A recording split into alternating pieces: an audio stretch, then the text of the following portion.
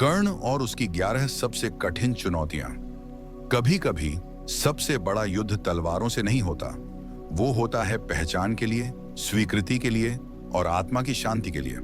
कर्ण महाभारत का एक ऐसा पात्र जिसकी पूरी जिंदगी जैसे किसी पुनः पुनः अस्वीकृति की अग्नि में तपने की कहानी हो। वो योद्धा जो देवता का पुत्र होकर भी अपने अस्तित्व को कभी सिद्ध नहीं कर पाया। वो बेटा जिसे मां ने जन्म दिया पर समाज के भय से छोड़ दिया। वो शिष्य जिसे गुरु ने ज्ञान दिया पर जाति जान का शाप दे दिया। वो मित्र जो जीवन भर वफादार रहा और अंत में अकेला मर गया। कर्ण का जीवन केवल शौर्य की नहीं, संघर्ष की गाथा है। संघर्ष समाज से, धर्म से, भाग्य से और सबसे अधिक खुद से। उसे हर कदम पर अपने होने का प्रमाण देना पड़ा। हर सम्मान उसने छीन कर नहीं, चुपचाप सहकर कमाया। जहां अर्जुन को गुरु, कृष्ण, परिवार, धर्म सबका साथ मिला, कर्ण को बस एक चीज मिली, अस्वीकृति। फिर भी उसने कभी शिकायत नहीं की, बस हर चुनौती को आत्मा में जलाया और खुद को एक अग्निपुत्र बना लिया। आज की फिलो वाणी में हम उतरेंगे कर्ण की उन्हीं 11 सबसे कठिन चुनौतियों में, जो केवल युद्ध भूमि की नहीं थी, बल्कि ऐसी आंतरिक लड़ाइयां थीं जो किसी भी साधारण मनुष्य को तोड़ सकती थीं। पर कर्ण वो झुका नहीं, टूटा नहीं, बस जलता रहा, तपता रहा और इतिहास बन गया। पहली चुनौती, जन्म का रहस्य और सामाजिक तिरस्कार। कर्ण का जीवन एक रहस्य से नहीं, एक त्याग से शुरू होता है।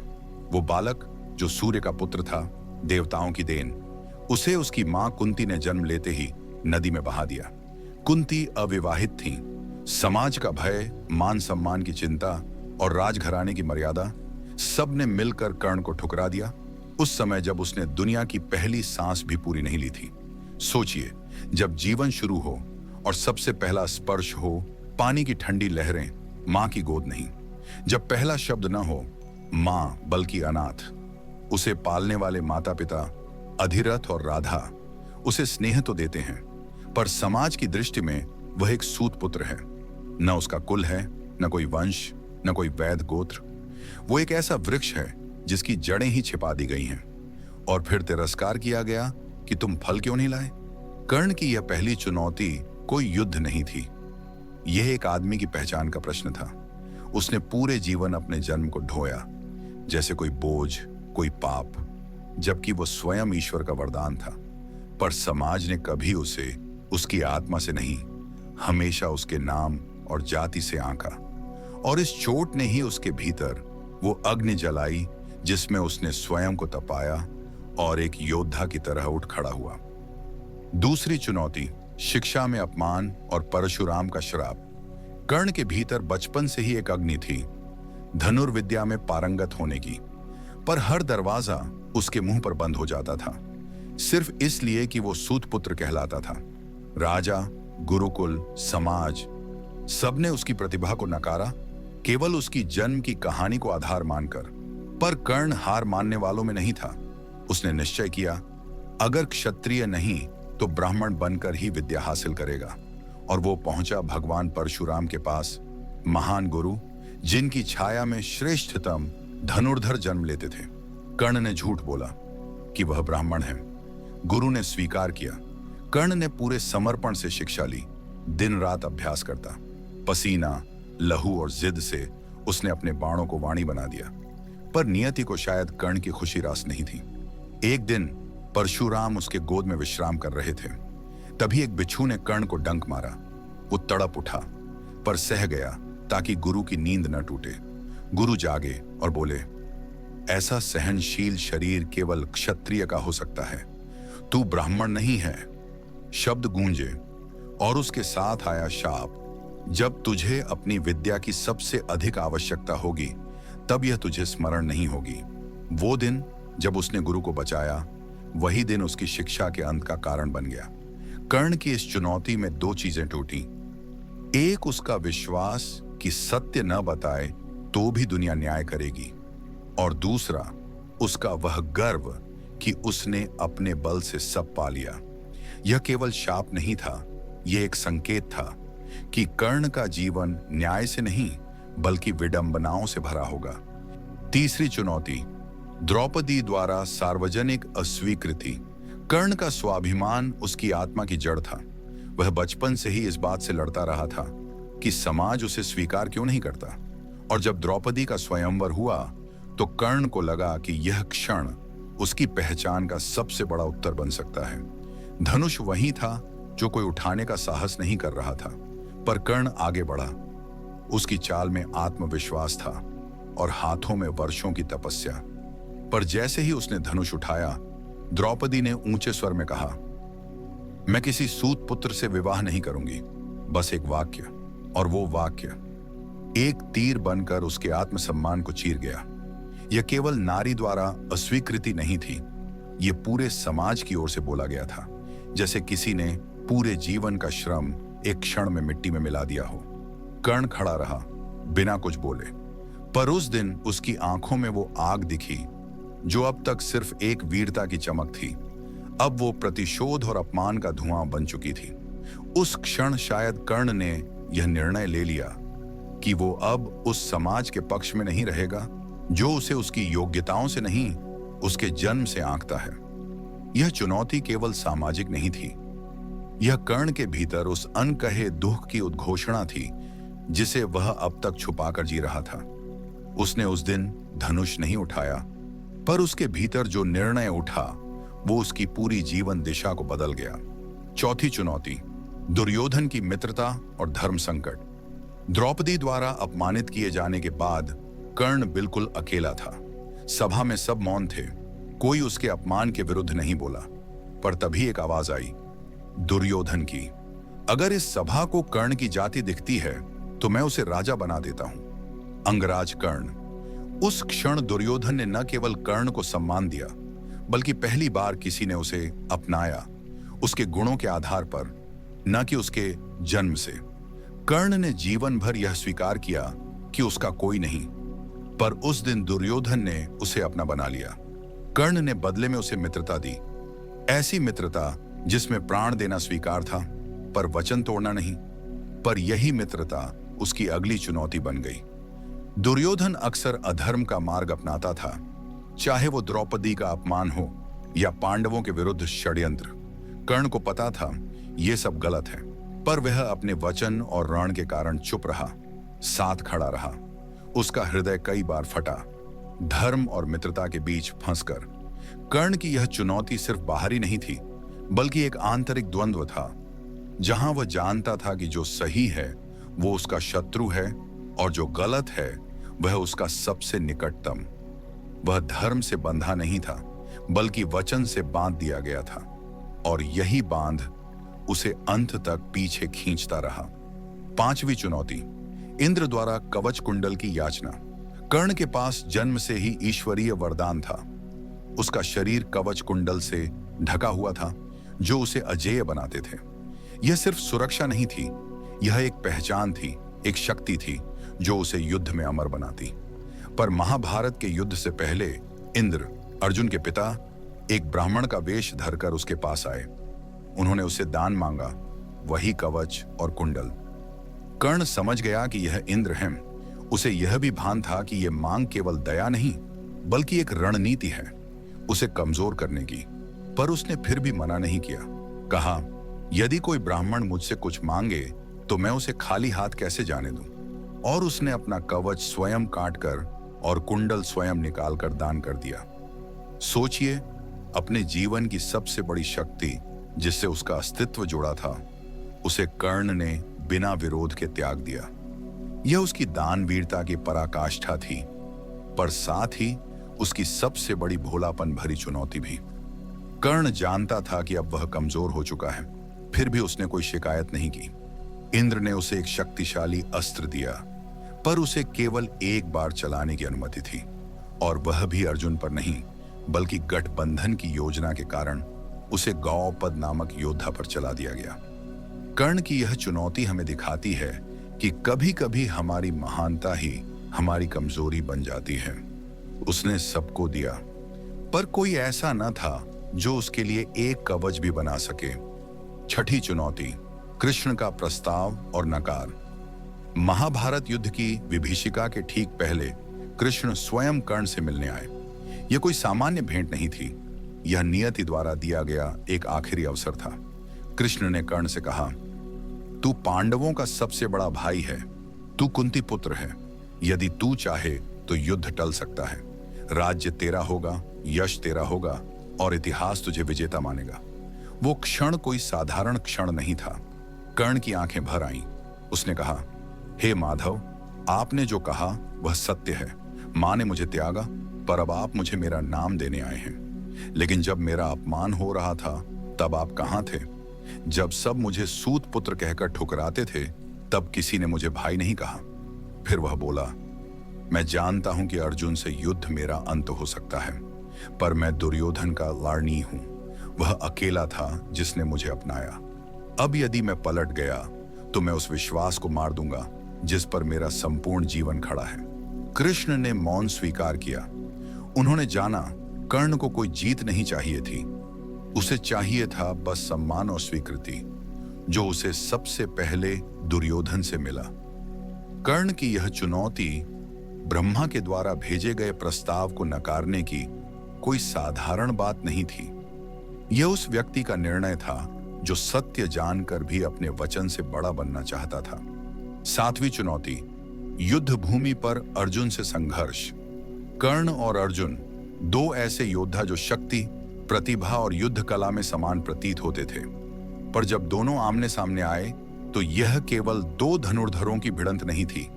यह दो नियतियों, दो दृष्टिकोणों, दो पीड़ाओं की टकराहट थी।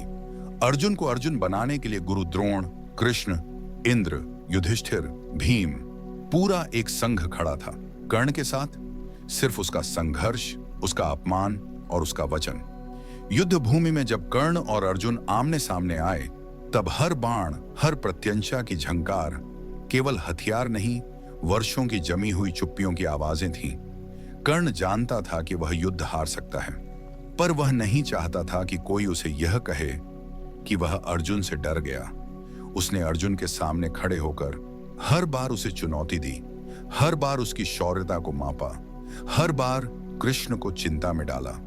पर यही वह युद्ध था जहां कर्ण को यह भी समझ में आने लगा कि अर्जुन के पास केवल बाण नहीं है, बल्कि न्याय का मुखौटा भी है, जिसके पीछे धर्म की छाया खड़ी है। यह चुनौती केवल अस्त्रों की नहीं थी, यह कर्ण की अपेक्षाओं और अनुभवों की परीक्षा थी।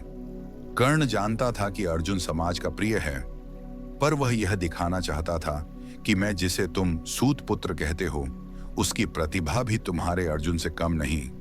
उसने शायद यह युद्ध जीत लिया होता अगर केवल शौर्य से युद्ध तय होते, पर इतिहास में सिर्फ परिणाम दर्ज होते हैं, संघर्ष नहीं। 8वीं चुनौती, शापित रथ और अंतिम क्षणों की असहायता। महाभारत के युद्ध में वह क्षण भी आया जब कर्ण और अर्जुन की अंतिम भिड़ंत निश्चित हुई। पूरा युद्ध थम गया, जैसे ब्रह्मांड भी सांस रोककर देखने लगा हो। पर नियति, जो अब तक कर्ण की परीक्षा लेती आ रही थी, वो एक बार फिर सामने खड़ी थी, इस बार एक कीचड़ के रूप में। कर्ण का रथ अचानक भूमि में धंस गया। यह सामान्य बात नहीं थी, यह उसी ब्राह्मण का शाप था जिसकी गाय को कर्ण ने अनजाने में मार डाला था। ब्राह्मण ने शाप दिया था, जिस प्रकार मेरी गाय की मृत्यु हुई और मैं असहाय रहा, उसी प्रकार जब तुम मृत्यु के द्वार पर खड़े रहोगे तब तुम भी असहाय रहोगे और कोई तुम्हारी सहायता नहीं करेगा। अब रथ हिला नहीं, न आगे बढ़ा। कर्ण नीचे झुका। युद्ध के नियमों के अनुसार प्रत्याशी योद्धा को तब वार नहीं करना चाहिए। कर्ण ने अर्जुन से कहा, रुको, मुझे रथ निकालने दो, फिर युद्ध करना जैसे दो योद्धा करते हैं। पर सामने अर्जुन नहीं बोल रहा था, कृष्ण बोल रहे थे।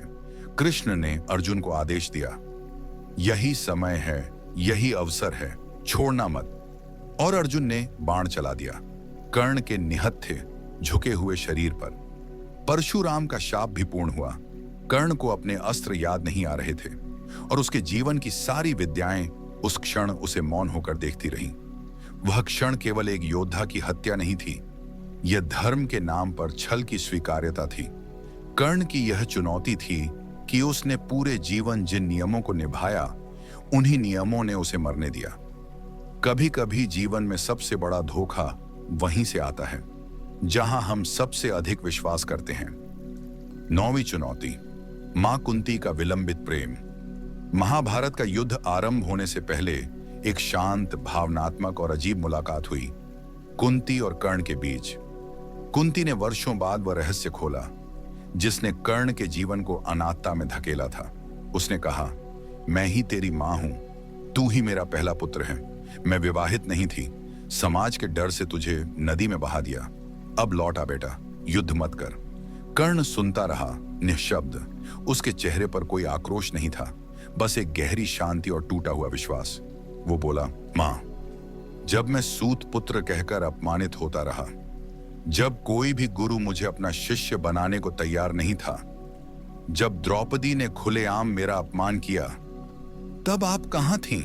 आज जब युद्ध सामने है, तब आप मुझे पुत्र कहने आई हैं, क्योंकि अब आपके 5 बेटों में से एक की मौत तय है। फिर भी उसने कुंती को वचन दिया, आपके 5 पुत्र जीवित रहेंगे, क्योंकि एक की मृत्यु मेरी होगी। उसने कुंती को माफ किया, पर स्वीकार नहीं किया। यह उसकी सबसे भावनात्मक चुनौती थी। जहां उसे वो मां मिली जिसे उसने जीवन भर चाहा था, पर तब जब वक्त बीत चुका था। कभी कभी जीवन में प्रेम भी तब आता है जब वो सिर्फ दर्द का रूप रह जाता है। कर्ण का यह निर्णय, उसका त्याग और वह मौन सहमति इतिहास में सिर्फ शब्द नहीं, एक टूटी आत्मा की अंतिम पुकार थी। 10वीं चुनौती, अंत समय में अपमान और अकेलापन। कर्ण का शरीर युद्ध भूमि पर गिर चुका था, रक्त से लथपथ, शस्त्रहीन और अब निहत था। जिस मित्रता के लिए उसने सब कुछ दांव पर लगाया, जिस दुर्योधन के लिए वह पांडवों से लड़ा, जिस समाज के लिए उसने धर्म और अधर्म के बीच संतुलन साधा, कोई भी उस क्षण उसके पास नहीं था। न कोई भाई, न कोई सैनिक, न कोई शिष्य। यह उस व्यक्ति का अंत था जिसने जीवन भर हर किसी को कुछ न कुछ दिया, पर जब खुद को सहारा चाहिए था, हर कोई मौन था, अनुपस्थित था। उसका रथ नहीं था, उसका कवच नहीं था, और अब कोई अपना भी नहीं था। धर्म की सेना ने उसे अधर्मी कहा और अधर्मी खेमे ने उसे उपयोगी वस्तु की तरह छोड़ दिया। एक बार जब वह हार गया। कर्ण की यह चुनौती सिर्फ युद्ध हारने की नहीं थी, यह उस सबसे गहरे सत्य से मुंह देखने की थी, जहां इंसान समझता है कि मैं सच में अकेला हूं। जिस समाज के लिए वह लड़ता रहा, जिस राजधर्म के लिए उसने अपने भावनाओं को कुचल दिया, वह समाज उसे उसके अंतिम क्षणों में बस एक शव की तरह छोड़ गया। इस अकेलेपन में कोई शोर नहीं था, बस एक टूटी हुई सांस थी जो अब तक सबके लिए जलती रही, पर अब किसी की भी नहीं थी। 11वीं चुनौती, मृत्यु से पहले आत्मज्ञान। कर्ण मृत्यु के द्वार पर था, शरीर क्षत विक्षत, अस्त्र निष्प्रभ और जीवन की लौ मंद। पर मृत्यु से पहले उसका सामना हुआ एक ऐसी चीज से जो अब तक सबसे दूर रही थी, स्वयं के सत्य से। सूर्य अस्त हो रहा था और कर्ण, सूर्यपुत्र, अब खुद भी अस्त होने को तैयार था। उसने अपने जीवन को पलट कर देखा। उसने देखा कि वो किसे अपना समझता रहा, किसे दुश्मन मानता रहा और किसके लिए उसने खुद को जलाया। उसे महसूस हुआ कि अर्जुन से उसकी लड़ाई शायद बाहरी नहीं थी, बल्कि अंदर की अस्वीकृति की प्रतिनिधि बन गई थी। उसने समझा कि वो दुर्योधन के लिए नहीं, बल्कि उस समाज के विरुद्ध लड़ रहा था जिसने उसे कभी मां के आंचल से लेकर समाज के मंच तक कहीं जगह नहीं दी। उसने स्वीकार किया कि उसके जीवन की सबसे बड़ी कमी यह नहीं थी कि लोग उसे पहचानते नहीं थे, बल्कि यह थी कि उसने स्वयं को ही कभी पूरी तरह स्वीकार नहीं किया। कर्ण की यह अंतिम चुनौती धनुर्धर या योद्धा की नहीं थी, यह आत्मा और अहंकार के बीच की मूक लड़ाई थी। वह जानता था कि वह कुंती का पुत्र है, वह जानता था कि वह पांडवों का बड़ा भाई है, वह जानता था कि वह धर्म के करीब था, पर वो यह भी जानता था कि अब बहुत देर हो चुकी है। उसकी अंतिम सांस में कोई शोर नहीं था, पर वह मौन चीख इतिहास में गूंजती रही, एक अस्वीकार किए गए पुत्र की जो मरते समय पहली बार खुद को अपना कह सका। समापन वाणी। कर्ण की कहानी कोई साधारण योद्धा की कथा नहीं है, यह एक ऐसी आत्मा की यात्रा है जिसने हर उस दरवाजे को खटखटाया जहां से उसे सिर्फ अस्वीकार, तिरस्कार और पीड़ा मिली। उसने अपने जन्म को कभी श्राप नहीं माना, बल्कि उसे एक चुनौती की तरह स्वीकार किया। वो सूर्य पुत्र था, पर जीवन भर अपनों की रोशनी से वंचित रहा। उसने वह सब कुछ अर्जित किया जो एक महान योद्धा को चाहिए होता है, पर वो कभी स्वीकृति का एक सरल शब्द नहीं पा सका। वो राजा बना, पर उसका राज्य सिर्फ नाम का था। धनुर्धर बना, पर उसकी विद्या शाप से बंधी थी। वो मित्र बना, पर उसकी मित्रता उसे धर्म से दूर ले गई। वो पुत्र था, पर मां की गोद तक नसीब नहीं हुई। कर्ण ने सब कुछ दिया, अपना कवच, अपना अस्त्र, अपना गर्व, अपनी सांसें, पर कभी किसी से कुछ नहीं मांगा। आज की दुनिया में हम भी अक्सर कर्ण जैसे होते हैं, अपने अस्तित्व को सिद्ध करने की होड़ में, अपनों की स्वीकृति के लिए लड़ते हुए, और अंत में यह महसूस करते हुए कि कभी कभी हम खुद को ही अपने सबसे अंतिम क्षण में समझते हैं। कर्ण हमें सिखाता है कि महानता केवल जीत में नहीं होती, बल्कि उस रास्ते में होती है जहां हम हार कर भी अपने वचनों, मूल्यों और आत्मा से डटे रहते हैं। कर्ण एक ऐसा दीपक था जो दूसरों को रोशन करने के लिए स्वयं को जलाता रहा, बिना किसी अपेक्षा के। यदि यह वाणी आपके हृदय को छू गई हो तो फिलो वाणी से जुड़े रहिए, क्योंकि यहां हम उन वाणियों को जीवित करते हैं जो केवल इतिहास में नहीं, बल्कि आपके भीतर की पीड़ा, संघर्ष और आत्मा में जीती हैं। कमेंट करें, शेयर करें और हमारे चैनल को सब्सक्राइब करें। यह वाणी अगर आपके हृदय तक पहुंची हो तो अगली वाणी तक के लिए स्वयं में उतरिए, मौन में ठहरिए और हमारे साथ बने रहिए। फिलो वाणी फिर लौटेगी, नई रोशनी, नए प्रश्नों और एक नई खोज के साथ।